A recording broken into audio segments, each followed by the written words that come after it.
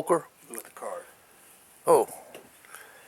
Well, I went to Indianapolis. A bunch of us guys played poker, a lot of poker. And we played poker. And big old snow on the ground. And, this place was about, that was before I was ever married. On Park Avenue. And I had an apartment there. And had a rectangular table, 3x6 table in the dining room. And we had a bunch of guys playing there. I'd say 4, 5, 6 people. And that time when you were trying to make ends meet, you didn't have no money, and you done whatever that took you did to win. Play poker pretty good, but a lot of it, I don't care how good you are, if you don't have the cards, you can't win. But anyway, I was doing a little cheating. And this guy straight across from me, Donnie Adams, one of my friends from back in eastern Kentucky, I'd slipped a card and he seen me. And it's a horrible mistake I made. There was a mirror behind me. And you know why? And it was my apartment. But anyway, when you're playing poker with somebody, you watch them and they watch you and whatever. I seen his eyes. He knew. And I knew that he's going to call my hand to it. What I did when he did that, I took that card and flipped it just like this. Now, a card, everybody ever throw the cards, they could go either direction, in front of you, or back at you under the table, under your seat. But anyway, that card went directly under his seat. Anyway, Donnie put his hands on the table. Everybody put their hands on the table. We did. He told them guys, he said, search him. He got a card on him.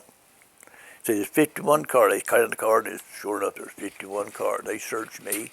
I didn't have a card on me. I said, now hold it. I pointed my face at Donnie. I said, Donnie, boys, right there is the man that's cheating. Right there he is. So they searched him, and dead under his seat was the card. Through. Yeah, boy, they poured it on to him. Now, 35 years went by. Now, him and I was the only one to know I cheated. Him and I, the rest of them. But he didn't know how you cheated. No. 40 years went by.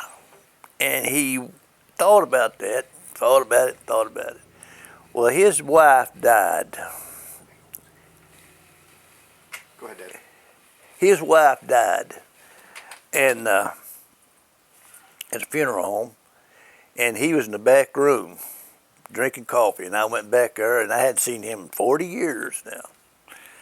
And he's sitting there and talking, and he said, I got a question to ask you. He said, and he should have been mourning his wife's death, but I got a question to ask you. You know that time I caught you cheating in Indianapolis? Yeah. He said, how did you do that?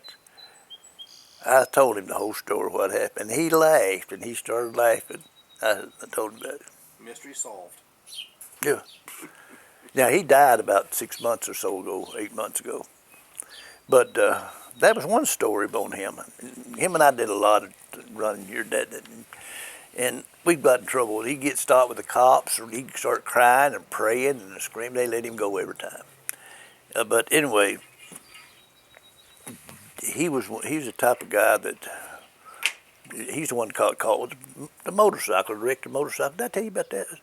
We was sitting one morning on Alabama Street, one early morning. We'd been out drinking all night. It's long before I ever met Bobby. And we were sitting on that porch, it's hot. The guy come down the street in a big old 74 Harley. 74, just a type shiny as it could be. And he'd come down here and he parked it. And right down there, Donnie never been on a motorcycle. And he said, I think I'm going to ride that motorcycle. Guy went out. I said, Donnie, you can't ride that motorcycle. Yeah, he said, I'm going to ride it. The guy went in an apartment there. That all blacks, Anyway, yeah, I'm going to ride that motorcycle. He went down there and got on that motorcycle, got let the kid down that street. He went, buddy, it tore it. He tore that motorcycle up and it tore him up, buddy. And it broke his.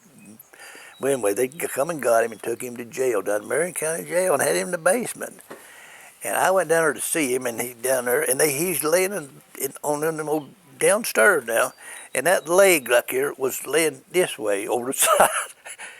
And he said, I think they broke my leg. They have. Yeah, he said, I know it's broke. He said, yeah, it's 90 degrees over this way now.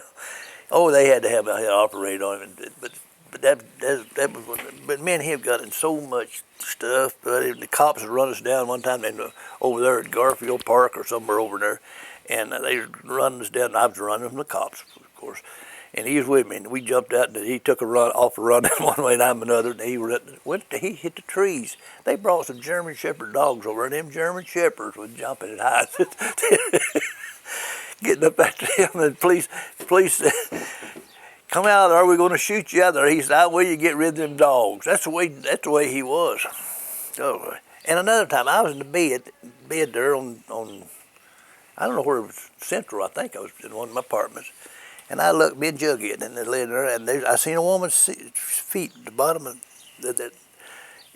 I had curtains on this, and that woman knocking on the door hard. And I come to the door, and it was his wife. Man, she was crying and screaming. He hit her. He hit her. And I said, come in, Janet. Janet's her name. She grew up in Nate Barlow out there. She come in there, and she said, what happened to you, Janet? She says, Donnie hit me, and of course, she's from eastern Kentucky, and she didn't know nothing, didn't know nobody except me. I brought her this way. Go ahead and sit here, and me and Juggy is going to go get some breakfast where I met Bobby at this little restaurant. And so we went to eat breakfast, and I come back and went in there, and she was squalling, and she had both black eyes. He'd come in there and give her another. That's how bad he was. Oh, I could tell you stories about Donnie.